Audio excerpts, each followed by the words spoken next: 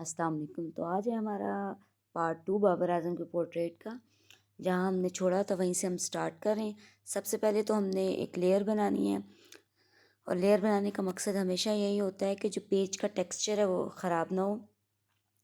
आप ये तजर्बा करके भी देख सकते हैं, एक्सपीरियंस भी कर सकते हैं कि जब कभी आप पेंसिल को तेज़ इस्तेमाल करते हैं, यानी शुरू से डार्क करना शुरू कर देते हैं, जो मुझे टेक्सचर लाना है बाबर आज़म के बालों में, मैं अगर चाहूँ तो एक एक बारी में भी पेंसिल को अगर मैं इस्तेमाल करूँ तो वो टेक्सचर ला सकती हूँ। लेकिन फिर उससे ये होगा कि जो पेज का टेक्सचर है, पेज पे जो लाइंस बनेगी वो हमेशा नज़र आएंगी। तो उसके लिए ज़रूरी होता है कि हमें सबसे पहले लेयर्स डालनी होंगी, ताकि लेयर बाय लेयर अगर हम वो टेक्सचर लाने की कोशिश करेंगे तो वो ठीक होगा। अभी आप देखें, यहाँ पे मैं नीडेबल रेज़र इसका इस्तेमाल किया है, क्योंकि कुछ पॉइंट मुझे ऐसे लग रहे थे जो बीच में डार्क हो रहे थे। अगर मैं उसको छोड़ देती तो फिर फ्लैट वैल्यू कभी भी ना मिलती। ठीक है, तो फ्लैट वैल्यू के लिए आपको ज़रूरी है कि सब आप एक साथ एक जितना बराबर कलरिंग उसमें हो। तो अब ये देखिए, ये यहाँ पे भी शेड करते हुए मैंने पहले जो लेयर है वो पूरे हेड के लिए बना लिया है। अब मैं इसके ऊपर जितना डार्क करना चाहूँगी डार्क करूँगी, और कहीं कहीं मैं नीडेबल रेजर का इस्तेमाल करते हुए अपनी वैल्यू को फ्लैट कर रही हूँ। ठीक है, उसके बाद अब मैंने ये डार्क करना शुरू कर दिया है। जहाँ अब आपका सिर्फ एक काम है कि आपने देखना है कि आपका जो पोर्ट्रेट है, यानी आपका जो सब्जेक्ट है, उसके बालों का, उसके जो हेयर्स हैं उसका रुख किस साइड पे है।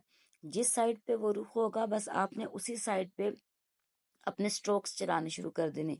अभी बाबर आजम का मुझे यहाँ पे लग रहा है कि यहाँ ये जो उसके हेयर्स हैं यहाँ से ऊपर की तरफ है। ठीक है, थोड़ा सा पॉइंट ऊपर की तरफ, फिर उसके बाद अ, ऊपर यहाँ से इस साइड की तरफ है, और फिर ऊपर वाली साइड पे। तो अब मैं ऐसे ही करूंगी, जहां जहां मुझे लग रहा है मैं इसको लेयर्स देते हुए उतना डार्क, जितने डार्क शेड मुझे चाहिए उतना डार्क शेड मैं करना शुरू कर दूंगी। अब यहाँ देखिए, मैं बीच में से कुछ कुछ कट भी किए हैं ताकि ये बोरिंग ना लगे। लेकिन जो मैंने वॉइस ओवर में डाल रही हूँ उसका उसकी रीज़न ये है कि आप अंडरस्टैंड कर सकें। अब ये देखें, पहले एक लेयर में दे चुकी थी, दोबारा मैंने एक लेयर दी, फिर उसके ऊपर एक और लेयर दी, सिर्फ इसलिए ताकि पेज का जो टेक्सचर है वो ख़राब ना हो सके।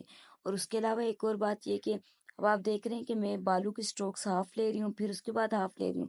तो उसकी रीज़न ये है कि ताकि जो बालों के अंदर जो एक कुछ वाइट वाइट टेक्सचर रह जाता है, वो भी टेक्सचर भी लाने की कोशिश करूँ।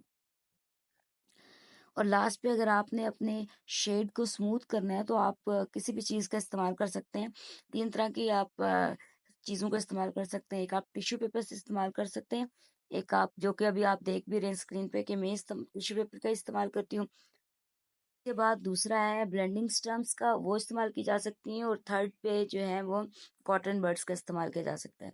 अभी आपने देखा होगा कि बीच में मैंने कुछ कुछ हाइलाइटर का इस्तेमाल किया, यानी जो इरेजर है, मोनो ज़ीरो इरेजर, उसका इस्तेमाल करते हुए मैंने कुछ हाइलाइट्स देने की कोशिश की है।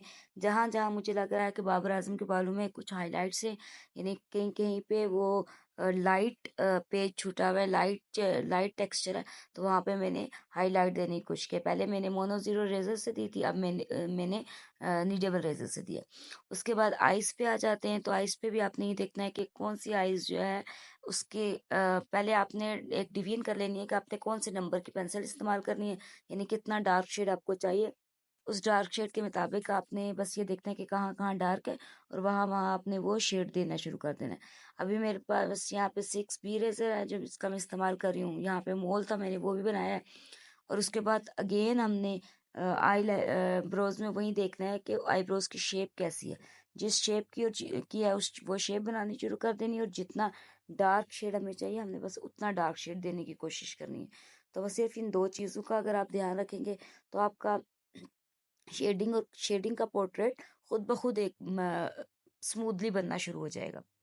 अब यहाँ पर मुझे ये जो जब हम आईज क्लोज करते हैं तो एक लाइन बनती है।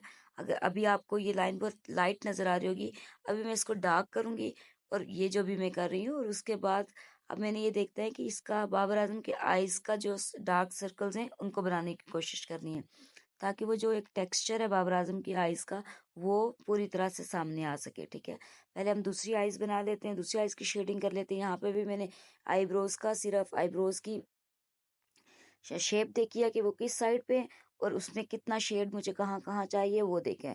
और यही चीज़ मैं अब अंदर आईज़ में भी करूँगी। जितनी मुझे आईज़ के आई बॉल या फिर जितना मुझे ये जो आईज़ क्लोज करते हुए जो लाइन बनती है वो, या फिर आईज़ के अंदर जितना मुझे शेड चाहिए बस मैं उतना ही शेड दूंगी। और उसके बाद मेरा यही काम होगा कि मैं आईज़ को डार्क सर्कल देने की कोशिश करूँ, क्योंकि बाबर आजम की आईज़ अगर आप लोगों ने देखी हो तो उनमें एक डार्क सर्कल्स का थोड़ा सा टेक्सचर नज़र आता है। और अगर आप वो टेक्सचर बनाएंगे तो वो ज़्यादा उठ कर आएगा। अभी यहाँ मैंने कुछ वीडियो की जो स्पीड है उसको बहुत स्लो कर दिया था। उसकी रीज़न ये है कि ताकि आपको पता चल सके कि ये कैसे ड्रॉ किया गया है, लाइट लाइट सा आराम आराम सा कैसे ड्रॉ किया गया है। क्योंकि अगर मैं इसकी स्पीड को मल्टीप्लाई कर देती, तेज़ कर देती, तो फिर आप इन आइज़ को समझ ना पाते। क्योंकि फेशियल फीचर्स में आइज़, नोज़ और लिप्स ही मेन चीज़ होती है। तो उस पर मैं थोड़ी वीडियो स्लो रखी है मैंने, बाकी मैंने वीडियो जो है वो तेज़ रखी है। और आई बॉल के अंदर भी जो जहाँ मुझे लग रहा था कि लाइट शेड है, यानी जहाँ पे हमें एक लाइट सा, हमें छोटा सा एक सर्कल मिलता है, वो करने की कोशिश किया। फिर मैंने इसको थोड़ा सा रिमूव किया। जो चीज़ें मुझे लग रही थी कि थोड़ा एक्स्ट्रा बाहर निकल रही है उसको मैंने रिमूव कर लिया था। और ये हमारी आईज होगी आज की।